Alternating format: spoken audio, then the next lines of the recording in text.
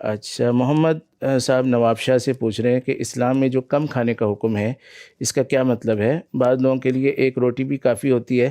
کھانے کے لیے، بعض کو 5 روٹیاں بھی کم پڑ جاتی ہیں، تو اس کا کیا معیار ہے؟ تو معیار بھی ظاہر ہے اسلام ہی طے کرے گا، وہ تو لوگوں کی روٹیوں سے طے نہیں ہوگا۔ اسلام میں جو کم کھانے کا تصور ہے اس میں رسول اللہ صلی اللہ علیہ وسلم نے حدیث کے اندر فرمایا کہ انسان جو بھی برتن یا جو بھی ظرف بھرتا ہے کسی بھی چیز سے، تو سب سے زیادہ بدترین ظرف پیٹ ہے جس کو انسان بھرتا ہے۔ تو مطلب یہ ہے کہ پیٹ بھر کر کھانا اور بالکل آخر تک کھانا، تنگ آ جانا، تھک جانا، تو یہ اسلام میں پسندیدہ نہیں ہے، بلکہ آپ صلی اللہ علیہ وسلم نے اس پہ ناراضی کا اظہار فرمایا۔ پھر آپ صلی اللہ علیہ وسلم نے یہ فرمایا کہ انسان کو تو کچھ لقمے کافی ہیں جس سے اس کی کمر سیدھی رہے، جس کو آج کل کی زبان میں کہتے ہیں کہ جتنے آپ نے کیلوری کھائے اتنے کیلوری برن ہو جائیں تاکہ پھر آپ کی کمر سیدھی رہے اور توانائی آپ کی مناسب ہو۔ لیکن اگر آپ ظاہر ہے کہ جتنا کھا رہے ہیں اتنا برن نہیں کر رہے، اس کا مطلب ہے کہ وہ اضافی ہے، تو اس سے آپ کا پھر ویٹ بڑھتا رہے گا۔ تو آپ صلی اللہ علیہ وسلم فرمایا کہ اگر کسی کو زیادہ ہی کھانا ہے تو پھر وہ یہ کرے کہ 1/3 وہ کھا لے، 1/3 پانی کے لیے رکھ لے اور 1/3 سانس لینے کے لیے رکھ لے۔ ظاہر ہے سانس تو معدے سے نہیں ہوتی، لیکن مقصد یہ ہے کہ 1/3 حصہ خالی بھی چھوڑے۔ تو جب انسان تھوڑی سی بھوک رکھ کے اٹھ جاتا ہے تو اس کو ہم کہتے ہیں کہ کم کھانا۔ اور اگر کوئی آدمی جو ہے وہ ہمیشہ دیر تک کھاتا ہے اور دیر تک کھانے کے بعد جب تک اس کو یعنی اطمینان نہیں ہوتا، جب تک اسے بالکل ایسا نہیں لگتا کہ بالکل اب مزید گنجائش نہیں ہے، تب تک وہ بیٹھا رہتا ہے، تو عام طور پر ظاہر ہے کہ وہ ضرورت سے زیادہ کھا لیتا ہے۔ تو لہٰذا کم کھانے کی عادت ہونی چاہیے اور ساتھ میں ایکٹیویٹی کی بھی عادت ہونی چاہیے، کیونکہ آپ جو کھا رہے ہیں اگر کسی دن دعوت تھی اور آپ نے زیادہ کھا لیا تو اس میں حرج نہیں ہے۔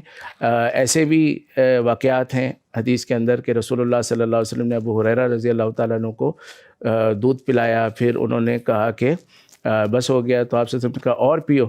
پھر انہوں نے اور پیا، پھر 2-3 دفعہ اس طرح ہوا، پھر آخر میں حضرت ابو ہریرہ رضی اللہ تعالیٰ عنہ نے آپ صلی اللہ علیہ وسلم کے کہنے پہ یہ عرض کیا کہ یا رسول اللہ اب تو مجھے جگہ نہیں ملتی،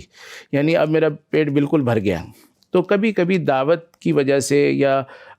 تعلق کی وجہ سے، مہمان کے اکرام کی وجہ سے اگر زیادہ کھلایا جائے اور زیادہ کھایا جائے تو یہ تو جائز ہے، لیکن یہ ظاہر کبھی کبھی ہوتا ہے، دعوت تو صبح دوپہر شام نہیں ہوتی ہے۔ تو صبح دوپہر شام کا آپ کا روٹین یہی ہونا چاہیے کہ آپ مناسب انداز میں کھائیں، تھوڑی سی بھوک چھوڑ کر اٹھیں، اور کبھی دعوت میں اگر زیادہ کھا لیں تو اس کی گنجائش ہوگی، اور ساتھ میں نے عرض کیا کہ کچھ نہ کچھ ایکٹیویٹی رکھی جائے جس کے ذریعے سے جو آپ نے کھایا ہے وہ آپ کے جسم کو لگے اور آپ کو طاقت ملے اس سے، اور توانائی کے ذریعے سے آپ اچھی عبادت کر سکیں، اور ایسا نہ ہو کہ اس کی وجہ سے آپ اور سست ہو جائیں اور بیماریوں کا شکار ہو جائیں۔ اس میں بعض لوگ اس طرح عمل کی کوشش کرتے ہیں کہ کم تو کھاتے ہیں لیکن بار بار کھاتے ہیں، تو وہ کس کیٹیگری میں آئیں گے اس میں؟ جی، یہ بھی مختلف شکلیں ہیں۔ اصل میں یہ تو آج کل جو ڈائٹ پلان بناتے ہیں لوگ، وہ خود اس بات کی مطلب تائید کرتے ہیں کہ ایک وقت میں زیادہ کھانا یہ زیادہ نقصان دہ ہے بنسبت کئی وقتوں کے اندر تھوڑا تھوڑا کھانا۔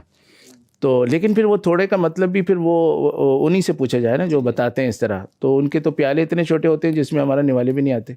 تو مطلب یہ ہے کہ وہ پھر اسی کو وہ بتائیں گے اور اس کے مطابق چلنا بھی ٹھیک ہے۔ یعنی ایک وقت سے زیادہ، یعنی عام طور پہ ہمارے بر صغیر میں 3 وقت کھایا جاتا ہے۔ اچھا، بہت سارے ایسے ممالک ہیں جہاں پر 2 وقت کھایا جاتا ہے،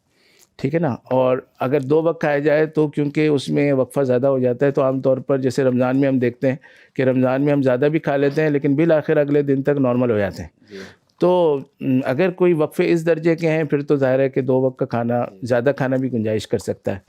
اور اگر ایسا نہیں ہے تو اگر تھوڑا مناسب وقفہ ہے تو پھر کم کھایا جائے، جیسے میں نے حدیث کی روشنی میں عرض کیا۔ اور یہ بھی صورت ہو سکتی ہے کہ بہت ہی کم کھایا جائے لیکن وقفے وقفے سے کھایا جائے، تو اس میں ڈاکٹر کی ہدایت کے مطابق عمل کر سکتے ہیں۔ جزاکم اللہ۔